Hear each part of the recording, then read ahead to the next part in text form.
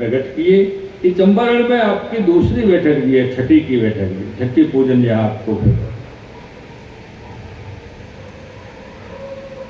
एक माधवानंद ब्रह्मचारी काशी में रहते, गंगा जी पे बहुत तपस्या करी है इन्होंने। 28 वर्ष से गंगा जी के तट पर खड़े है कि तपस्या करी है। एक दिन गंगा जी बहुत प्रसन्न भई।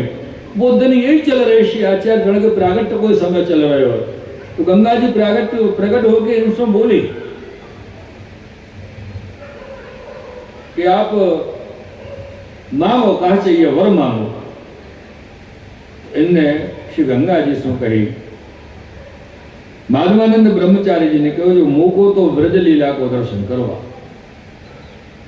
अब गंगा जी व्रज लीला को दर्शन कैसे कराओगे? तब गंगा जी ने कही कि आपको दर्शन अवश्य हो, वो अवही निकलो सीधे चंपारण जाओ, वहां श्री महाप्रभु जी प्रकट हुए हैं, वो कृपा करेंगे तो ब्रज लीला को दर्शन कराएंगे। इधर दूसरे एक जीव है मुकुंद दास सन्यासी। ये मुकुंद दास सन्यासी पुष्कर जी में रहते और भागवत जी को पाठ करते। इनको भी आज्ञा भई क्या वर मांगो, इन्होंने भी यही वर मांगे तुमको ब्रज लीला के दर्शन करवाओ।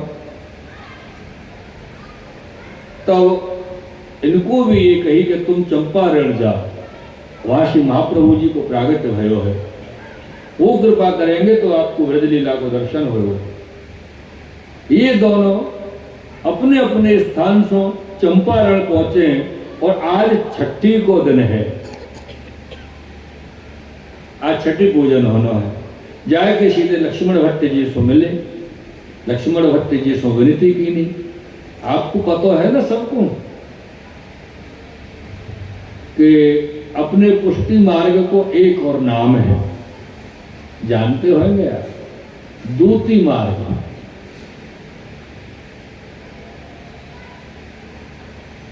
तो यहां पर ये जो माधवानंद ब्रह्मचारी और मुकुंद दास सन्यासी जो है, इन दोनों के लिए दूती को जो क्रम है वो श्री लक्ष्मण भट्ट जी ने किया और श्री महाप्रभु जी तक इनको पहुंचावे की कार्य किया।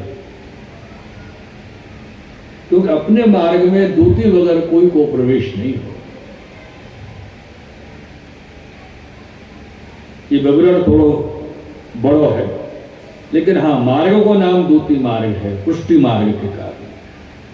क्योंकि कोई जीव को अगर पुष्टि मार्ग में आना है तो सीधे सीधे नहीं आ सके, कोई दूसरे वैष्णव के संपर्क से वो वैष्णव जाएगा। वो वैष्णव जाके जब आप श्री के सन्मुख में विनती करे, वो कृपानाथ एक जीव है और वहां को ताप है आपके चरण में आए को, समर्पित होने को, तो आप कृपा करो कृपानाथ। तब आप आज्ञा करें कि भले वाकु कल व्रत करेंगे और फिर वाकु ठाकुर जी को ब्रह्म संबंध ठाकुर जी को करावेंगे। तो ये दूती को कार्य अपने मार्ग में सीधे सीधे नहीं जाओगे, अपने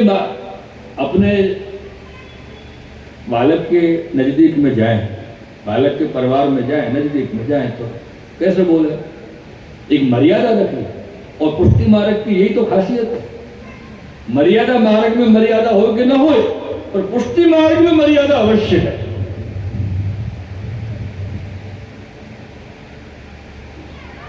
आओ ये सबसे बड़ा सवाल। अपन को पता हो कि जैसे विराजे हैं, अध्ययन कर रहे हैं या उल्लेखन कार्य कर रहे हैं और अपन जाएंगे तो कोई परेशानी नहीं है, लेकिन आओ को अर्थ है कि आपकी आज्ञा हमको मिले तो ही वहां तक जान, होने तो नहीं जान। ये मर्यादा है। और मर्यादा कैसे हो? अपने पुष्टि मार्गी है और पुष्टि को रक्षण तो मेरे प्रियजनों मर्यादा से ही हो। मर्यादा के बगैर पुष्टि नहीं चले। अब हमारे श्री ठाकुर जी लाडले लाल प्रभु विराजे हैं, पुष्टि स्वरूप हैं, पुष्टि निधि हैं, पूर्ण पुरुषोत्तम हैं। और यहां समय वर्तमान काल में वो भीतर क्या चल रहा है, वो सेवा में मुखिया जी कौन सी सेवा पहुंच रहे हैं, ठाकुर जी कौन सी लीला कर रहे हैं, अपने यहां से देख रहे हैं? नहीं देख रहे ना? जो आवाज यानी कि जो बोले वो सत्य बात नहीं, तुरंत प्रमाण बोलो कि ठाकुर जी क्या कर रहे, बाल बोलो। यहां से अपन को पता नहीं चले, जबकि अपन को पता हो कि अपन जी पुष्टि के हैं, श्री ठाकुर जी पुष्टि के विराजे हैं, फिर भी और अपन को ये पता हो कि ठाकुर जी में नित्य को कौन सा क्रम है, कौन सा क्रम चल रहे हो, कौन सा क्रम को कौन सा कार्य समय पर सेवा पहुंचनी है, वो सब अपन को पता है, लेकिन वो अपन देख नहीं सके क्योंकि ये मर्यादा है। और मर्यादा क्यों? ये दीवार है ना, ये अंदर की पुष्टि सेवा की मर्यादा को कार्य कर रही है। मर्यादा स्वरूप तो ये सब दीवारें विराज रही है। मर्यादा वगैरह पुष्टि को रक्षण नहीं हो। ऐसा नहीं हो कि अपन अपने उत्तर भारत की तरफ जावे,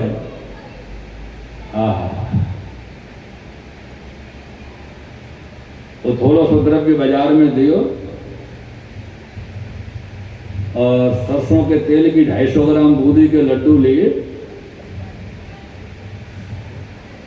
और वहां पर चाहे हनुमान जी बैठे होए, चाहे शनि बाबा बैठे होए, चाहे भोले बाबा होए या राधा कृष्ण जी हो, अच्छा भोग नहीं लगाना वो लोग ज्यादातर 99.9% सामने रखते हैं आप आरोपियों, ऐसे कोई नहीं कि वो लड्डू तोड़ के वो देवी देवता के मुंह में घुसा दियो, ऐसे चुपका दियो मुंह पे जाएगा, अब नहीं खा रहे तो भी खा।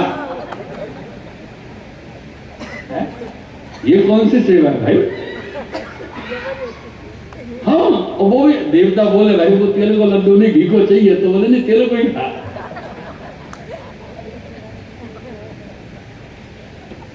बहुत चले पुष्पनाथ ऐसे उधर बहुत है। हाँ,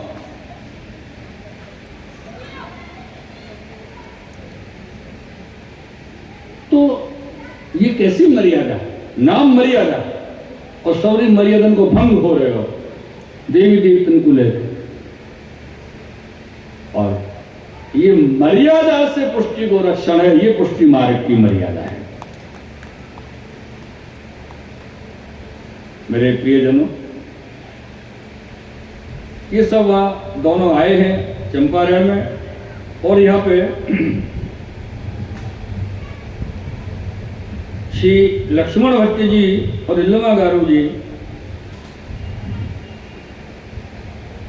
बालक को लेके छठी पूजन के लिए चले हैं, और इन दोनों से श्री लक्ष्मण भट्ट जी ने कही कि आप थोड़े लेट भये या उत्सव का आनंद बड़ो अलौकिक भयो हतो। इन्होंने दर्शन करने की इच्छा रखी श्री लक्ष्मण भट्ट जी के सन्मुख में कि बालक के दर्शन से महाप्रभु जी के हमको कराओ। तो बोले छठी पूजन हो वहां आप नहीं हो, मैं उनसे कहूंगो, विनती करूंगा, उनकी इच्छा होएगी तो दर्शन देंगे। ऐसे श्री लक्ष्मण भट्ट जी उन दोनों से, ये मुकुंद दास और माधवानंद से करें। तो इन दोनों ने मिलकर श्री आचार्य चरण को दंडवत किए, और द्वास में श्री इल्लमा गारू जी की गोद में कूट कंदर लावण्य स्वरूप में आप विराजे हैं। आपने इन दोनों की इच्छा जान के कि ये दोनों कौन सी इच्छा से आए हैं, श्री महाप्रभु जी वाय समय इन दोनों को व्रज लीला के दर्शन करवाए। ऐसा आपको प्रताप आप वहां लीला दर्शाए, और गोप गायन सहित गिरिराज जी, श्री यमुना जी, वृंदावन ब्रजलीला के स्थल छठी पूजन की बैठक में इन सबको आप दर्शन कराए, और वायु समय दर्शन कराए के इनको लीला प्राप्त कराए। लीला प्राप्ति भई, दोनों वायु समय लीला में प्राप्त भये। पीछे श्री लक्ष्मण भट्ट जी और माता जी श्री इल्लमा गारू जी श्री आचार्य महाप्रभु उनको पधरा के नगर चोड़ा गांव में फिर पधारे हैं, और वहां से पधारे तब वह राजा जो वहां को हतो वहां ने इनसो विनती करी कि कछु नहीं आ रहा। श्री लक्ष्मण भट्ट जी से विनती करी, विनती करके आप कही कि रहो, तो श्री लक्ष्मण भट्ट जी ने कही कि नहीं, हमको कार्य है, आवश्यक है, हमको काशी जाना है, तो अगर हो सके व्यवस्था हो सके तो कोई परवाना कर ही दो, ऐसे करके। तो उनने व्यवस्था करी राजा ने और अपने आदमी संग भेजी और ये कही कि श्री लक्ष्मण भट्ट जी को काशी पहुंचाए के, श्री लक्ष्मण भट्ट जी सो लिखवाए के कि हम आनंद से काशी पहुंचे, तब वापस आई। अश्वारी घोड़ा की सब व्यवस्था करके, जाप्ता वारिन की सब व्यवस्था करके देनी। ये श्री लक्ष्मण भट्ट जी श्री महाप्रभु जी को लेके काशी पधारे हैं। तो कैसे केतक दिन में जाके आप काशी पहुंचे, तब परम आनंद जय जयकार काशी में भयो। और ये चरित्र आप श्री चंपारण की दूसरी बैठक जी में प्रकट की है। छठी की बैठक जी में आप और हम सब चले के श्री महाप्रभु जी को दंडवत प्रणाम करें और आपके सन्मुख आपके चरण स्पर्श करें, वंदन करें। श्री वल्लभाधीश की। तदुपरांत में आपकी 34वीं बैठक जी